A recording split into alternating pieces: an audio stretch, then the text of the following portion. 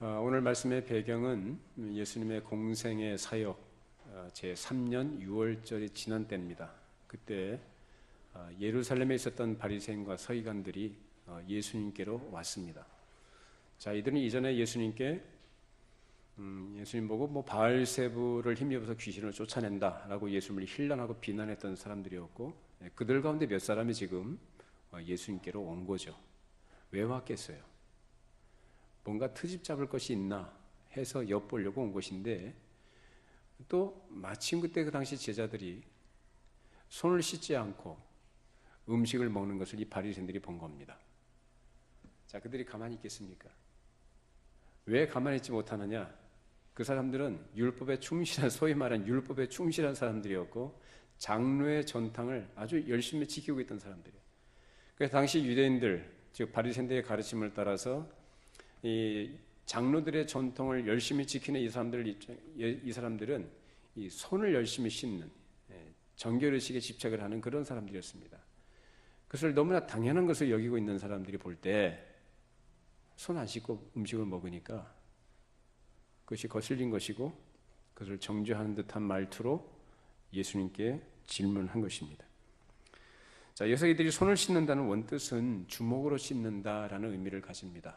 그 당시 거기에는 물도 귀한 나라였고 환경이 그러다 보니까 여기서부터 물을 갖다 이렇게 뿌려서 씻는 게 아니라 팔꿈치를 위로 올리고 손을 아래로 해서 손에만 살짝 물을 묻히는 정도로, 그렇게 해서 물을 묻히고 나서 뭐 했다고 하는 거예요? 손 씻었다라고 자기 스스로, 자기는 결례를 행했다라고 이렇게 생각을 하는 것이죠.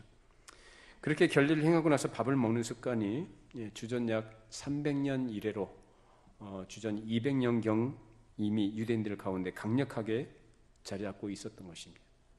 그러니까 손이 더러워서 씻는 게 아니에요. 손이 더럽지 않아도 때가 되면은 뭘 씻어요? 손을 씻어요. 그러니까 물을 묻히는 거죠. 그렇게 하고 나서 밥을 먹는 것입니다. 자, 마가복음 7장 3절 4절 말씀. 바리새인들과 모든 유대인들은 장로들의 전통을 지키어 손을 잘 씻지 않고서는 음식을 먹지 아니하며, 또 시장에서 돌아와서도 물을 뿌리지 않고서는 먹지 아니하며, 그 외에도 여러 가지를 지키어 오는 것이 있으니 잔과 주발과 녹그릇을 씻음이러라. 자, 이 사람들이 밖에 나갔다, 즉 시장에 나갔다가 돌아오면은 뭘 뿌린다고 그래요? 물을 뿌려요. 왜 물을 뿌립니까?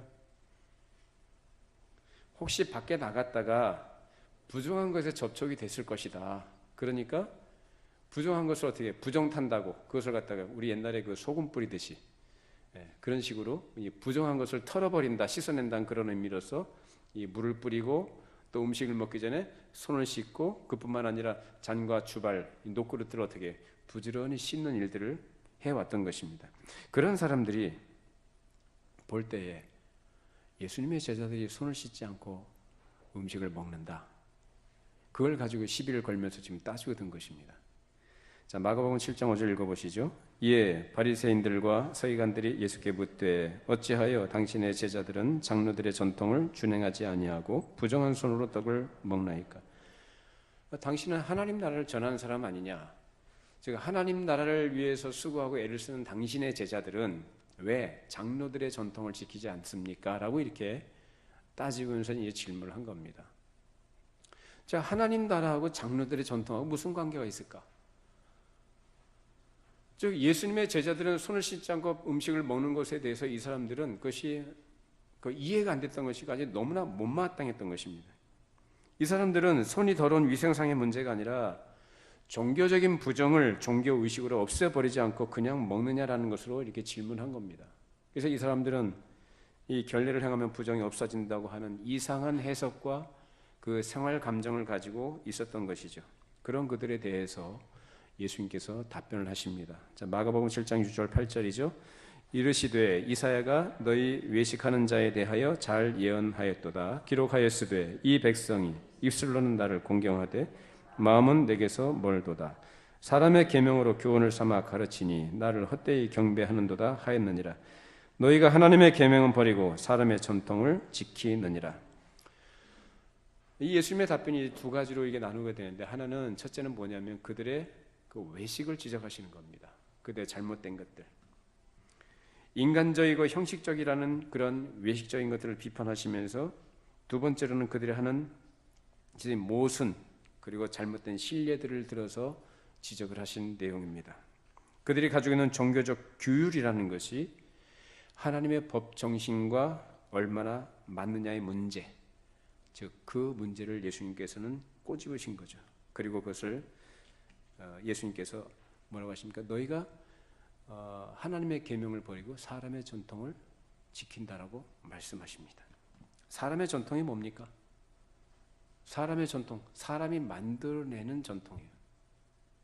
이 사람들은 거의 주전 2세기경부터 그들의 제사장들이 지키는 그 규례, 그런 것들을 자원해서 준수하고 또 아침 기도 드리기 전에도 반드시 규칙적으로 손을 씻는 관습을 가지고 있었습니다. 그것이 당연히 해야 될 종교적 전통으로서 계속해서 이어져 오고 있었던 것이죠. 그리고 그들은 그것을 성경에서 그 근거를 찾아서 행한 것입니다. 여러분, 성경에 근거가 있다. 성경에 근거가 있으니까 이것을 우리는 해야 된다라고 정당화시킨 거예요. 여러분, 우리가 이거 속을 수 있는 부분입니다. 근거를 성경에 두고 있으면 모든 것이 다 가한 것이냐라는 거예요. 자, 그러면 찾아봅시다. 출애굽기 30장 19절 21절입니다. 아론과 그의 아들들이 그 두멍에서 수족을 씻되 그들이 회막에 들어갈 때에 물로 씻어 죽기를 면할 것이요 제단에 가까이 가서 그 직분을 행하여 여호와 앞에 화제를 살을 때에도 그리할지니라. 이와 같이 그들이 그 수족을 씻어 죽기를 면할지니 이는 그와 그의 자손이 대대로 영원히 지킬 규례니라. 이건 누구에 대해서 해당되는 규례입니까? 제사장이죠.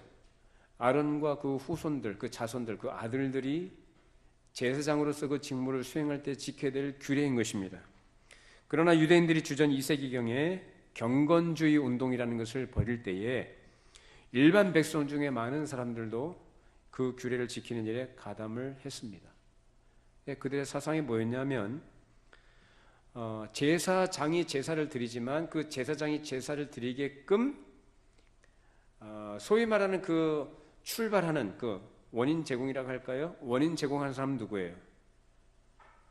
제물을 가지고 오는 제사자죠. 제사자가 제물을 가지고 오기 때문에 제사장이 제물을 드리는 거 아닙니까? 그렇다면 제사장만 제사를 드리는 게 아니라 그런 의미에서 누구도 제사를 드리는 거예요. 제물을 가지고 온 제사자도 제물을 드리는 것이다. 그렇기 때문에 제사장이 그러한 하나님 앞에 그런 어떤 정결한 특권을 누리고 있다면, 특권을 행사하고 있다면 역시 제사자인 당사자도 어떻게 해야 된다는 거예요? 그 특권을 누리고 행사할 수 있어야 된다는 거예요. 그러니까 제사장이 가진 그 규례를 어떻게 하는 거예요? 자기들도 똑같이 지키는 것이 마땅하다라고 이렇게 가르쳤습니다. 그 의미를 따지자면은 나쁠 거고 좋은 거죠. 틀린 거 아니죠. 그래서 이러한 것을 근거로 해서 그들은 그런 제도를 만들어낸 것입니다. 그렇게 해서 밥을 먹기 전에 손 씻는 일을 제사장보다 더 열렬하게 행했습니다. 부정을 타면 안 되니까 그 결례를 그때 강하게 집착을 하면서 했던 것입니다. 그런 사람들이다 보니 그런 정결의식을 행하지 않고 음식을 먹는 사람이 있으면 당연히 그것을 엄하게 제재를 하든가 심지어는 정죄까지 해버린 것입니다. 예수님 당시에도 이 관행이 상당히 넓게 깊이 뿌리 깊게 박혀 있어가지고 사람들을 지배하고 있었어요. 그럼 이 사람들은 지금 율법의 정신은 지금 다 어디다 갖다 버리고 지금 뭘 하는 거죠? 그 형식과 어떤 기계적인 적용으로 사람을 어떻게 해요? 정죄하고 비판하는 거예요. 우리가 알고 있습니다만 율법의 정신은 뭡니까? 핵심 정신 두 가지. 하나님을 사랑하고 이웃을 사랑하는 것이 법정신이죠. 맞습니까? 그게 하나님의 법정신이라고요. 율법정신이. 그런데 이 사람들 그 법정신은 다 어디다 갖다 버리고 뭐만 붙들고 있어요? 껍데기만, 형식만 가지고 붙들고 그걸 가지고 뭐 하고 있어요? 손을 안 씻고 음식을 먹는 사람을 보면 무슨 사정이 있는가 보다. 또는 저 사람 아직 뭘 모르는구나. 이런 식으로 얘기를 하든가 아니면 그 속으로 그렇게 생각하고 말 것인데 어떻게 합니까? 비판한단 말이에요. 왜 손 안 씻고 먹냐? 그러니까 율법의 법 정신을 놓치게 되면 그 율법을 가지고 사람을 죽이는 도구가 되는 거예요. 율법은 거룩하고 선하고 아름다운 줄로 믿습니다. 그 율법 정신이란 말이에요. 근데 그 법 정신을 잃어버리고 껍데기만 붙들게 되면은 그것이 도덕이 되고 윤리가 돼요. 그게 사람 죽이는 거예요. 지금 바리새인들이 지금 이제 제자들이 그 손 안 씻고 음식 먹는 거 가지고 이제 트집자면서 그 일을 하고 있는 것입니다. 자, 그러면 왜 이 사람들이 그런 생각을 했고 또 어떻게 해서 그것을 효과 있는 것으로 생각했을까 하는 문제를 우리가 살펴볼 필요가 있는데, 도대체 이 손가락에다가 손바닥에다 물방울 몇 방울 묻히는 것이 무슨 도대체 얼마나 대단한 것이길래 이 사람들은 거기에다 그런 의미를 부여하고 그렇게 집착을 했을까라는 것입니다. 우선은 그들이 자신들이 이 세상 사람들과 똑같이 행동하지 않고 뭔가 좀 다른 구별된 자들이다라는 그 의식, 그것이 그들의 저변에 깔려 있었던 것입니다. 자, 우리 레위기 11장 44절, 45절 읽어보시죠. 나는 여호와 너희의 하나님이라. 내가 거룩하니 너희도 몸을 구별하여 거룩하게 하고 땅에 기는 질 짐승으로 말미암아 스스로 더럽히지 말라. 나는 너희의 하나님이 되려고 너희를 애굽 땅에서 인도하여 낸 여호와라. 내가 거룩하니 너희도 거룩할지어다. 내가 거룩하니 너희도 거룩하라. 하나님의 백성된 자들이, 그러니까 자기들이 섬기는 하나님이 거룩하니까, 거룩하다고 하시니까 너희도 거룩하라고 하신 말씀에 근거해서 우리도 어떻게 된다? 거룩해야 된다. 거룩하게 살아야 된다. 그러니까 이 사람들이 그렇게 한 것은, 그 이유는 뭐냐면 거룩하기 위해서 그렇게 한 거예요. 좋아요, 나빠요? 좋죠. 나쁜 거 아니죠? 부정한 것보다 거룩한 게 좋잖아요. 그러니까 거룩하기 위해서 그 일을 한 것인데, 그러면 거룩하려면 구별되어야 할 것이고, 구별되려면 먼저 하나님과 늘 교통하는 가운데 경건하게 살아야 했던 것입니다.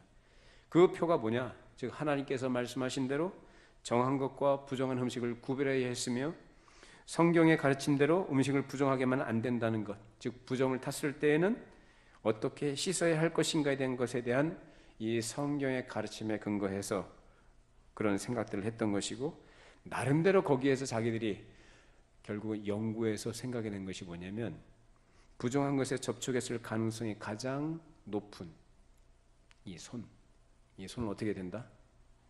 깨끗하게 해야 된다라는 거예요. 실제로 여러분, 우리 뭐 전염병이나 독감 같은 거 유행할 때 그 보건당국에서 뭐라고 합니까? 손을 깨끗이 씻으라고 하죠.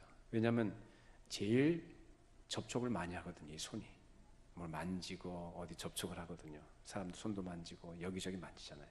그래서 이 손을 깨끗하게 하고, 이 깨끗하게 한 손을 가지고 하나님이 주신 이 복된 음식을 먹고, 그 음식을 먹고 나서 하나님의 뜻을 따라서 살아야 되겠다라고 생각한 거예요. 얼마나 가상해요. 그죠? 얼마나 착한 마음. 그 나쁜 게 아니거든요. 근데 이 사람들이 그런 동기를 가지고 지금 그렇게 경건한 생활을 그렇게 하려고 했던 것입니다. 그렇게 경건한 생활을 지키고 따르는 삶을 위해서는 당연히 과거에 자기들을 가르쳐왔던 그런 스승들의 교훈을 따라야 했던 것입니다. 그래서 유대의 두 유명한 학파 있죠. 힐렐 학파와 샤마이 학파라고 하는데, 이 두 학파에서 강조하고 가르쳤던 그러한 가르침을 따라서 선택받은 하나님의 백성으로서 구별된 삶을 살아야 된다. 즉 이방인들과 죄인들과 다른 중요한 표징이 그럼 어디에 있는가라는 것을 생각할 때 바로 구별됨을 상징하는 결례를 행해야 된다는 것에 방점을 둔 겁니다. 다른 사람들과 다른 특징, 즉 이방인들, 죄인들과 다른 표, 독특한 표가 뭐냐? 바로 결례를 행하는 거예요. 바로 이 가르침이 상당히 설득력이 있었고 논리적으로 성립이 됩니다. 틀린 말 한 거 아니죠? 자, 그런데 이것이 오늘날 우리 교회에서 행하는 이 물세례와도 어떤 그런 의미를 같이 이제 가지게 돼요. 자, 그러면 물세례라는 것이 세례를 머리에다가 물을 좀 찍어서 이게 바르고 이제 세례를 주지 않습니까? 이게 세례를 그렇게 물을 찍어서 바른다고 해서 그 사람이 정결하게 되는 거예요? 세례 받으면 그 사람이 정결하게 되는 거예요? 이미 하나님께서 정결하게 하신 사람임을 인치고 드러내 증거하는 표로서, 즉 상징적인 의미로서의 의식이 바로 세례죠. 세례를 받아도 그 사람은 정결하지 않죠. 그런 의미에서 그 사람을 부정하는 것이, 더러운 것이 세례 받는다고 제거가 되는 거예요? 세례 받으면 그런 효과가 있는 거예요? 아니에요.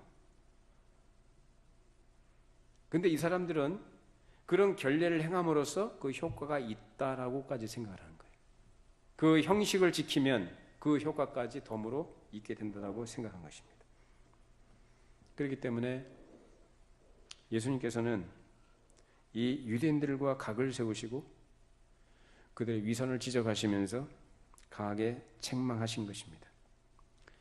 그리고 이 문제를 우리가 다루면서 그러면 이것이 오늘날 우리들에게는 어떤 문제를 생각하게 하는가라는 것을 우리에게 가르칩니다. 예수님께서 그들에 대한 비판과 책망은 그들이 가지고 있었던 상징성 자체가 아닙니다. 그들이 그토록 열심을 내서 손을 씻는 결례는 결례일 뿐이지 성례는 아니거든요. 그리고 그들이 자기들이 만들어낸 상징도 아닌 것을 단지 성경에 있는 말씀들을 근거로 해서 자기들이 만들어낸 제도인 겁니다. 자기들이 만들어낸 상징은 아니에요. 상징적인 의미는 있는 것이지만 그 제도 자체는 누가 만들어낸 거예요? 자기들이 만들어낸 거예요. 무엇에 근거해서? 성경에 근거해서.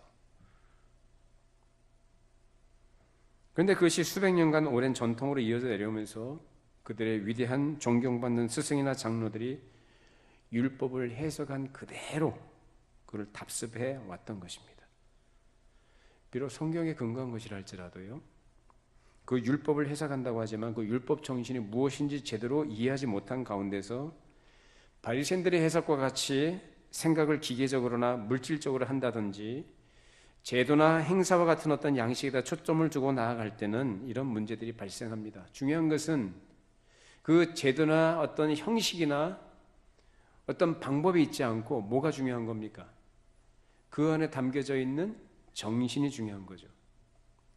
그 본질적인 정신을 놓치고 그 형식에 집착하다든지 어떤 방법론을 통해서 무엇을 어떤 이루어보고 어떤 효과를 얻고자 하는 이런 것들이 크게 잘못된 것이다라는 말씀입니다. 그래서 예수님이 그들을 강하게 책망하신 거예요.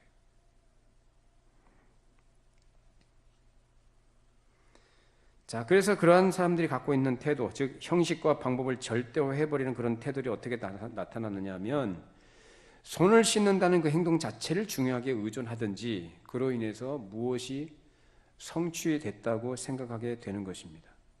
상징은 상징인데 그 상징을 어떻게 해요? 거꾸로 오용을 해버리는 거죠. 즉 손을 씻음으로 정결하게 됐다고 생각하는 그 자체가 잘못이다라는 겁니다. 그래서 예수님의 지적은 그것이 상징은 상징일 뿐이지 그 자체가 이 세상이나 하나님 나라에서 무슨 큰 효과를 낸다고 생각하는 것 자체가 그건 잘못이라는 것입니다. 그러니까 사람이 무슨 의식을 행하거나 뭐 치장을 한다고 해서 거룩해지거나 정결하게 되는 건 전혀 아니죠.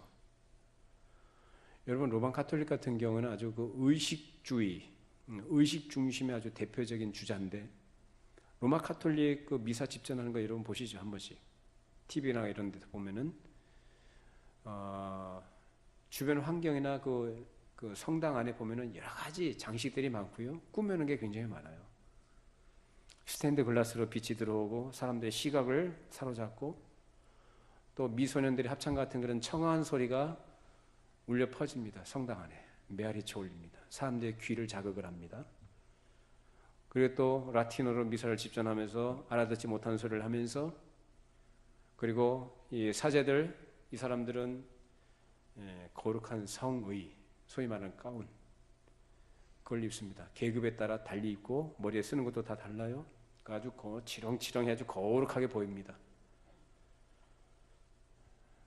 그런다고 해서 거룩해지거나 깨끗해지는 거 아니에요. 왜냐하면 사람 안에 거룩하게 포장하고 치장하고 있는 것만큼 오히려 더 그 안에 뭐가 있느냐? 더러운 것만 더 가득 쌓여 있는 것이 사람의 참 모습입니다. 마가복음 7장 20절 23절 읽어보시죠.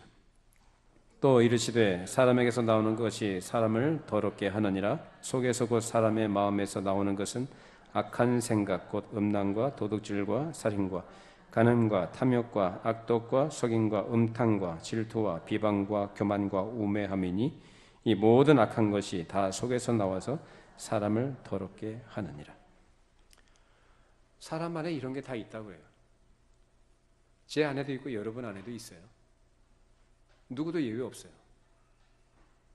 아무리 우리가 착한 생각하고 좋은 생각, 깨끗한 생각을 하려고 해도 그게 되던가요? 안 되는 게 사람이에요. 인정하십니까? 사람 안에 있는 게 다 그래요. 겉은 멀쩡하게 생기고 순박하게 생겨도 그 속에 있는 건 다 똑같다고요.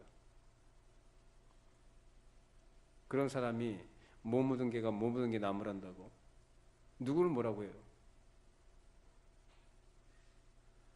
우리 어린이 주일에 했던 말씀 잠깐 말씀드리자면, 아담이 셋을 낳았어요. 그 셋을 낳았는데 누구 형상 닮았다고 그래요? 자기 모양과 자기 형상을 닮은 자식이라고 그랬죠? 진노의 자식이에요. 진노의 자식으로 태어나는 거예요. 모든 인간이 다 똑같아요. 뭐가 달라요? 그래서 그 사람 안에 있는 더러운 것들 뭐냐? 악한 생각, 음란, 도둑질, 살인, 간음, 탐욕, 교만, 불의, 이 모든 것들이 사람 안에 있는 것인데, 그런 것으로 인해 더러워진 사람이라면 물론 당연히 정결을 받을 필요가 있죠. 정결을 받을 필요가 있지만 그 정결케 하시는 것은 하나님께서 하시는 거지 사람이 하는 거 아니에요. 되지도 않아요. 근데 손가락 가지고, 물 가지고 손가락 끝이나 조금 닦았다고 해서 그것으로 사람이 정결하게 되는 것도 아니고, 물속에 사람을 다 깊이 완전히 다 잠겨가지고 한번 몇 분 정도 더 오래 있다가 꺼낸다고 해서 사람이 정결하게 되는 거 아니죠. 이런저런 방법을 다 동원해도 사람이 정결하게 되는 방법은 없습니다. 그런데도 그들은 물 갖다가 붓는 어떤 종교적 의식이나 규례를 행함으로써 효과가 나타난다고 생각한 것입니다. 그리고 그것이 단순히 형식으로 끝나는 것이 아니라 행위 자체가 실제적인 힘을 발휘하는 것으로 오해한 것이죠. 거기에 그들의 형식주의와 그 잘못이 들어 있습니다. 오늘날에도 이런 것들이 여러 가지가 있는데, 근데 사람들이 당시 유대인들처럼 자기가 그런 형식과 방법론을 행함으로써 정결케 되거나 어떤 효과를 발휘하는 것으로 생각하는 경우들이 적지 않습니다. 교회 안에서. 제가 어렸을 때 교회에서 여름에 주로 수련회를 가잖아요. 수련회를 가면은 꼭 마지막 레퍼토리가 항상 똑같잖아요. 마지막 날은 캠프파이어 하고, 캠프파이어 할 때 뭐 합니까? 촛불 하나씩 들게 하고 자기 죄, 그동안 지었던 죄 다 쓰게 하죠. 쓰게 해놓고 십자가 다 못을 갖다 다 박아놓고 거기다 다 꼽으라고 하죠. 그리고 어떻게 해요? 그걸 화형시킨다 그래요. 또 제가 부교육자로 생활했던, 사역을 했었던 저 안산의 어떤 교회에서는 또 그런 것도 했어요. 무슨 뭐 성령 주말 성령 집회라고 해가지고 어떤 뭐 프로그램을 진행하다가 마지막 주말에 성도들 참석하는 사람들 전부 다 죄 다 쓰라고 그래요. 쓰라고 해가지고 그 한간에다 놓고 그걸 다 태우는 의식을 치르고 그랬습니다. 별짓 다 했죠. 이벤트로, 그런 행사로, 사람의 바램으로 사람이 정결케 되는 거 아니에요. 없어지는 거 아니에요. 더러운 게. 근데 사람들은 자꾸 착각을 해요. 그것이 무슨 그렇게 하면 효과가 있는 것처럼. 그건 미신이죠. 우리 기독교 신앙은 미신 아닙니다. 그런 의식과 어떤 예식과 어떤 형식과 어떤 방법에 의해서 사람이 정결하게 되거나 거룩하게 되는 것은 전혀 아니다라는 것입니다. 우리가 더러운 것들이 깨끗하게 되는 것은 말할 것도 없이 예수 그리스도의 속죄의 공로 위에서 하나님께서 우리를 깨끗게 하신 줄로 믿습니다. 자, 에베소서 5장 26절, 27절 읽어보시죠. 이는 곧 물로 씻어 말씀으로 깨끗하게 하사 거룩하게 하시고 자기 앞에 영광스러운 교회로 세우사 티나 주름 잡힌 것이나 이런 것들이 없이 거룩하고 흠이 없게 하려 하십니다. 자, 성령께서 역사하실 때는 무엇을 가지고 역사하십니까? 말씀을 가지고 역사하십니다. 성령님은 말씀과 관계없이 역사하시지 않습니다. 성경에서 말씀하고 있는 것을 떠나서 성령님은 역사하신 적이 없습니다. 오늘날 성령 운동한다는 사람들이 성령을 빙자해서 행하는 여러 가지 이상한 짓들을 많이 하는데 그건 성령의 역사가 아니라 악령의 역사예요. 귀신이 역사하는 거예요. 임파테이션, 뭐 접신, 뭐 기름 부음 다 그런 것들이에요. 다. 뭐 기름 부음을 함부로 쓰고 있어요. 그래서 이렇게 성령께서 역사하실 때는 반드시 뭘 사용하시는가? 말씀을 사용하십니다. 그래서 말씀을 가지고 우리의 잘못된 생각이나 거짓된 것들, 그 비뚤어지고 부정한 것들을 고치실 때에야 깨끗해지는 것입니다. 다시 말하면 말씀에 의해서 또 하나님 나라의 도리에 의해서 그 잘못된 것을 비판하고 배척하고 그것을 없애도록 역사해 주시는 그 은혜를 받음으로써 사람이 깨끗하게 되는 것이지 그 외에 어떤 방법으로 사람이 깨끗해지는 길은 없습니다. 이처럼 하나님께서는 우리로 하여금 말씀을 깨닫게 하시고 성령으로 감화하시고 그 잘못됐던 생각과 말과 행동을 버리게 하시는 데서 우리를 깨끗하게 하시는 효과가 나타납니다. 그게 뭡니까? 회개입니다. 이게 의미가 있는 거죠. 회개가. 회개가 뭡니까? 참 마음으로 하나님 앞에 자기의 죄됨을 인정하고 애통해하면서 하나님의 자비하심과 사위하신 은총을 구하고 하나님께 돌아가는 것, 그래서 죄를 버리는 거죠. 잘못된 생각들, 당시의 자기 행동들과 잘못된 모든 잘못된 그 죄악들 다 버리는 거예요. 혐오하고 싫어하는 거예요. 아주 몸서리치면서 싫어하고 하나님께로 돌아가는 그것이 회개입니다. 자기의 비참함을 인정하는 거죠. 근데 그런 것 없이 형식적으로 결례를 행한다고 의식을 행한다고 사람이 정결하게 되는 이렇게 생각하는 것 자체가 얼마나 잘못된 오류냐라는 겁니다.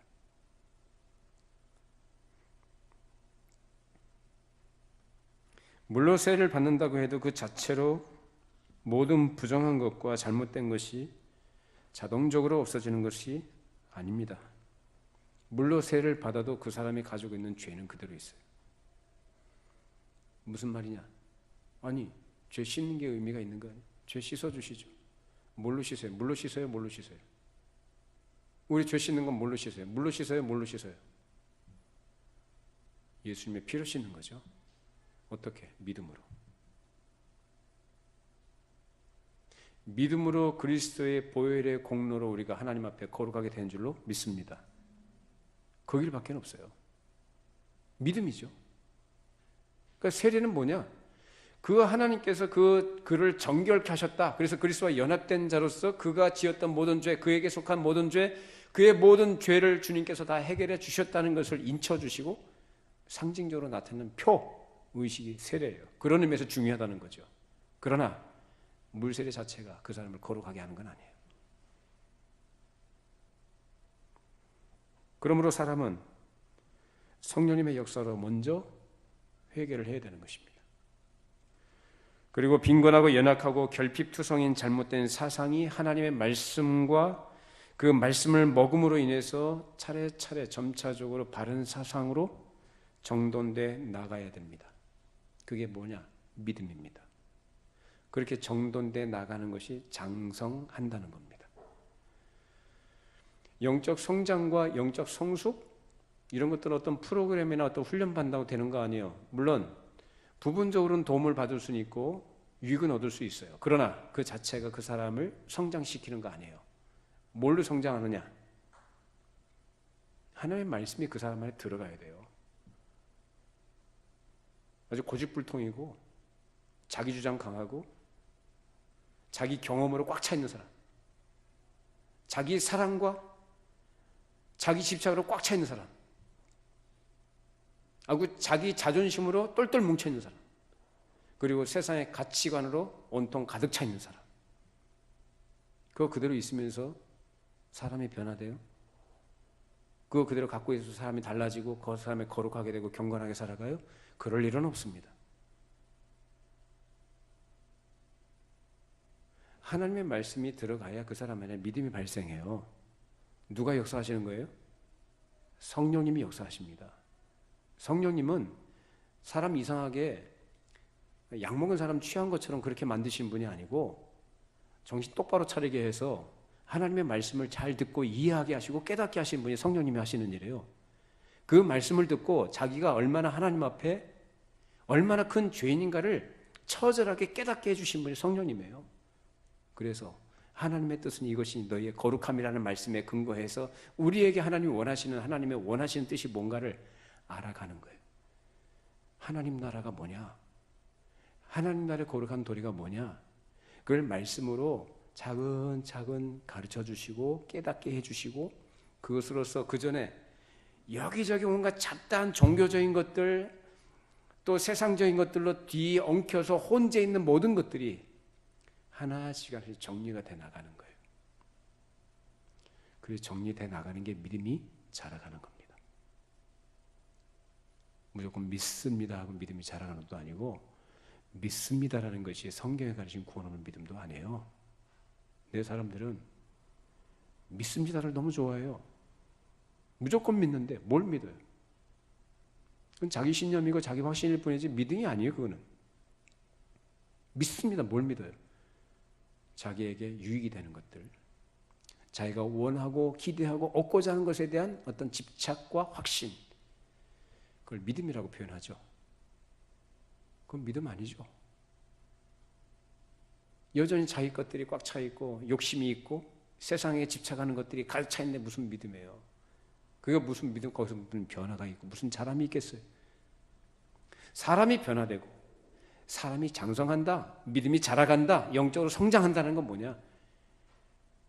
진리의 말씀이 그 안에 들어가서 하나님의 뜻을 따라 자기 자신을 포기하고 버리고 버릴 걸 버리고 잘라버릴 걸 잘라버리면서 하나님 나라의 사상으로 건전한 사상으로 바르게 세워져 나가는 것이 믿음이 자라는 겁니다.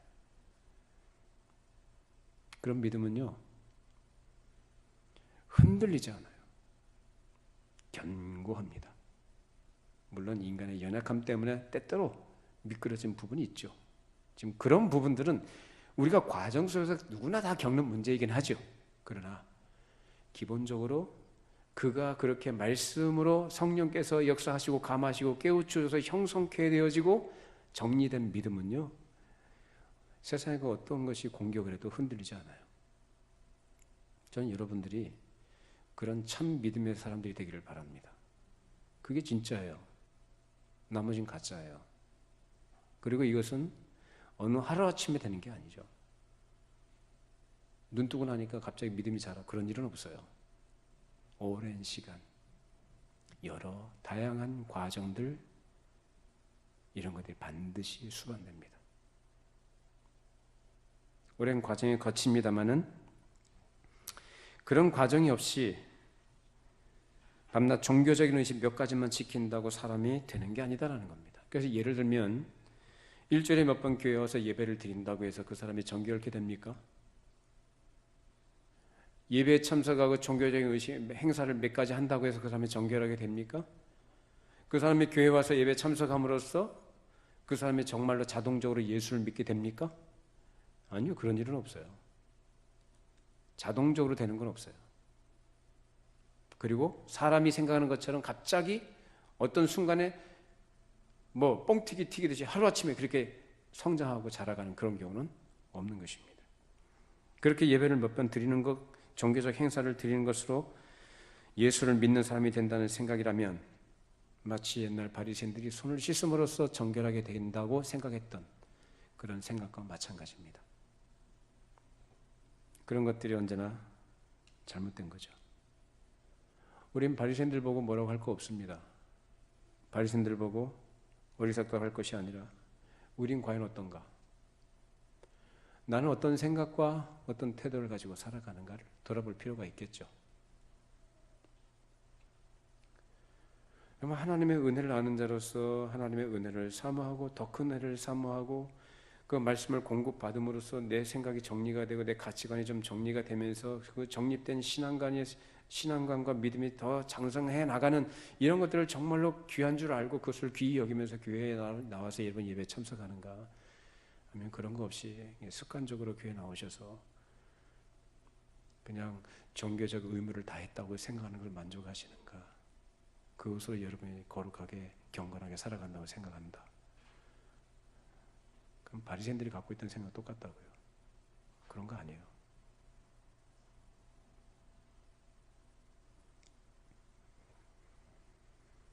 물론 우리가 사람이기 때문에 기본적으로 부패한 본성이 있기 때문에 모든 정욕이나 불의한 것들을 우리 스스로 제어하는 것도 아니고 사실상 제어할 수 있는 힘도 능력도 없습니다.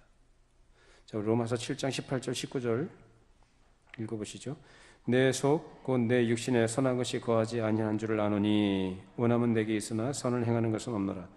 내가 원하는 바 선을 행하지 아니하고 도리어 원하지 아니하는 바 악을 행하는도다. 자, 7장 22절 23절입니다.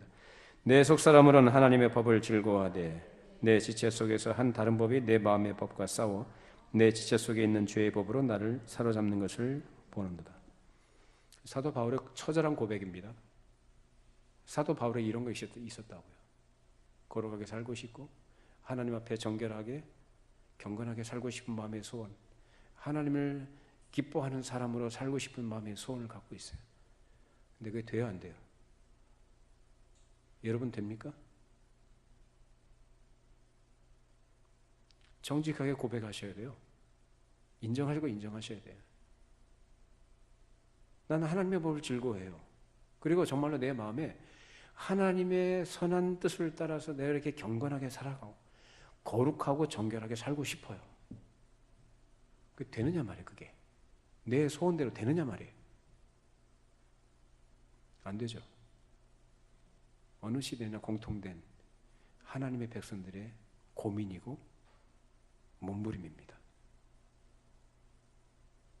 그게 바로 우리가 처해 있는 현실이라 그 말이에요. 죄가 나를 끌고 가요. 죄가 나를 끌고 가요. 나는 그게 싫거든요. 싫은데도 죄가 자꾸 질질 끌고 가요. 끌려다니는 것이 소위 말하는 예수 믿는 오늘 신자들의 처절한 현실이에요. 교회 나온다고 다 거룩해요? 밖에 있는 사람들 우리를 그렇게 봐요. 그러니까 우리가 뭐 잘못하면은 손가락질하는 거예요. 근데 그 사람들 손가락질 할 건 없는데 그 자신을 모르니까.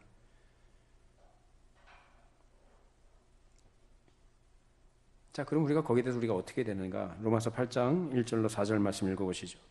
그러므로 이제 그리스도 예수 안에 있는 자에게는 결코 정죄함이 없나니 이는 그리스도 예수 안에 있는 생명의 성령의 법이 죄와 사망의 법에서 너를 해방하였습니다. 율법이 육신으로 말미암아 연약하게 할 수 없는 그것을 하나님은 하시나니 그 죄로 말미암아 자기 아들을 죄 있는 육신의 모양으로 보내요 육신의 죄를 정하사 육신을 따르지 않고 그 영을 따라 행하는 우리에게 율법의 요구가 이루어지게 하려 하심이니라. 그러므로 이제 그리스도 예수 안에 있는 자에게 결코 뭐가 없다 그래요? 정죄함이 없다. 나 예수 믿어도 달라진 거 없어요. 내 예수 믿어도 예수 믿기 이전과 이후에 달라진 거 별로 없어요. 솔직히 말하면. 근데 뭐가 달라졌어요? 신분이 달라진 줄로 믿습니다. 예수 안에 있는 자가 된 거죠.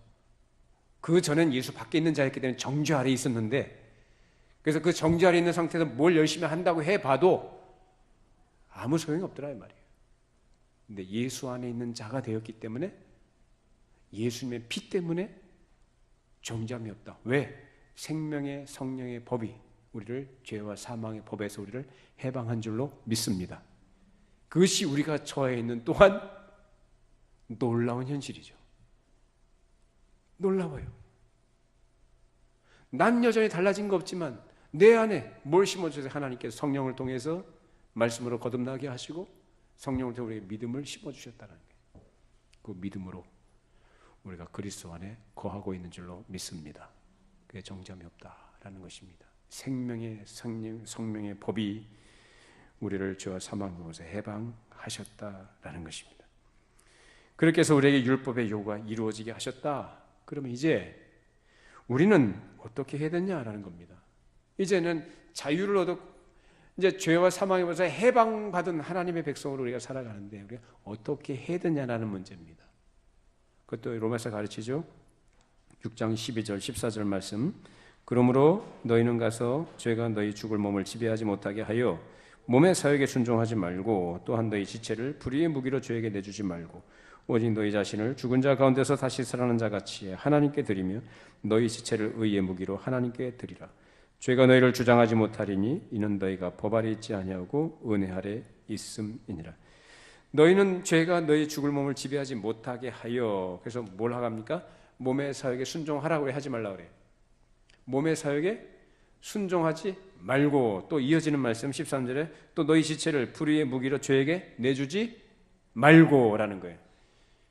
그러니까 내주는 것과 내주지 않는 건 누가 해야 되는 거예요? 누가 해야 돼요? 내가 해야 되는 거예요. 내가. 그렇게 하도록 우리에게 감화하시고 우리를 깨우쳐 주시고 인도하신 분이 누굽니까? 성령님이시요. 그러니까 성령님께 우리가 순종하느냐 여부예요. 죄에게 내주고 불법에 자기를 드리고 죄인이 자기를 드리면 성령께 순종 안 하는 거죠. 그럼 결국은 뭐냐? 죄 아래 법 아래 있는 자가 아님에도 불구하고 법 아래 있는 자처럼 살아가요. 그런 사람은 자기가 거듭났음에도 불구하고 거듭났는지 안 났는지도 모를 정도로 그게 정신 놓고 살아간다. 그래서 이어진 말씀에 뭐라고 합니까? 우리가 뭘 드리라고 하냐면은 13절 하반절에 보면 하나님께 드리며 너희 지체를 의의 무기로 하나님께 드리라. 너희 자신을 하나님께 드리고 너희 지체를 의의 무기로 누구한테 드려? 하나님께 드려라. 하나님께 드리도록 우리 인도하신 분이 바로 성령님이십니다. 그것이 바로 우리에게 요구되는 하나님의 사람의 삶입니다. 뭐가 경건한 거냐? 뭐가 거룩한 거냐? 이미 우리를 거룩하게 하셨습니다. 그리스도를 통하여 우리를 거룩하게 하신 줄로 믿습니다. 거룩하게 했기 때문에, 거룩한 자가 되었기 때문에 이제 누구를 따라 살아? 성령을 따라 살아라. 믿음 가지고 살아라. 더 이상 너희 자신이 너희 방법을 가지고 너희 애씀과 노력을 가지고 너희가 어떻게 되려고 하지 말고 이미 거룩하게 만들어 주셨으니까 어떻게 하라고요? 경건하게 살아라는 거예요. 그게 뭐냐? 성령을 따르는 삶인 것입니다. 이렇게 하나님 앞에 의의 무기로 자기 자신을 드리는 것과 성령님을 의지하는 것과 성령의 충만한 역사로 나를 지배하시는 거기에서 나의 불의와 부족과 모든 잘못된 것들이 제어되는 것이지, 내가 그 죄와 죽을 힘을 다해서 싸워서 이겨보려고 해도 이길 수 없는 겁니다. 내가 할 수 없어요. 안 되는 거 우리 다 경험해 봤잖아요. 안 됩니다. 각오하고 결심하고 다짐하고 다짐에 또 다짐을 해도 안 됩니다. 내 힘으로 내 의지 가지고 결심으로 싸워보려고 하지 마세요. 누구 의지하시라고 그래요? 성령을 의지하시라. 성령의 인도하시는 바가 되면 우리는 율법 아래 있지 않습니다. 이 도리는 옛날이나 지금이나 마찬가지입니다. 바리새인들이나 그 옛날 아담이나 모세나 다윗도 마찬가지, 모두에게 해당되는 중요한 원리입니다. 그런데 바리새인들은 그렇게 생각하지 않고 자기들이 이 결례를 행하면 그것으로 무슨 효과가 있는 것으로 생각한 것이죠. 그 형식이 무슨 의미가 있겠습니까? 속은 문드러져 있고 더럽고 추하고 그 상태 그대로 있는데 그 형식이 무슨 의미가 있겠냐 이 말이에요. 그래서 예수님은요, 손 씻지 않고 음식을 먹었던 제자들 보고 나무라지 않으셔요. 아무 말씀 안 하셔요. 근데 누굴 뭐라고 하셔요? 그렇게 결례에 집착을 하고 의식 중심으로 자기의 삶을 포장해 나기를 열심을 냈던 바리새인들을 예수님께서 책망하십니다. 이것이 오늘 우리에게 주시는 중요한 교훈입니다. 우리 예수 믿는 분들 맞죠? 예수 안에 있는 하나님의 백성들로 확인하시고 그리스도 안에 있는 자에게 결코 정죄함이 없다는 이 약속의 말씀, 이 말씀을 믿고 믿음 안에서 하나님께 감사하시고 그 은혜를 누리시고 자유와 기쁨으로 성령의 인도하심을 따라 순종하시며 살아가시는 우리 모두가 되기를 바랍니다. 기도하겠습니다. 거룩하신 하나님 아버지, 우리에게 그리스도 안에서 귀한 복과 은혜를 허락해 주시고 아무짝에도 쓸모없는 그야말로 티끌과 같은 인생들을 불쌍히 여기셔서 은혜해 주시고 믿음 갖게 해 주시고 그 믿음 안에서 그리스도와 연합된 자로 생명에 동참한 자가 되게 해주심을 감사를 드립니다. 이미 그리스도와 연합된 것으로 우리를 거룩하게 하셨사오니 이 거룩하게 된 자로 하나님의 거룩한 백성으로 우리가 이 세상을 살아갈 때 우리의 노력과 애씀과 우리의 의지를 가지고 무엇을 하려고 하는 것이 아닌 성령님의 감화하심과 충만하게 하시는 역사 안에 우리 자신을 맡겨드리고 순전하고 좋은 마음으로 주의 말씀을 주의하고 귀를 기울여 그 말씀을 따라 순종하며 생활해 나가는 우리 주의 백성들 다 되게 하여 주시옵소서.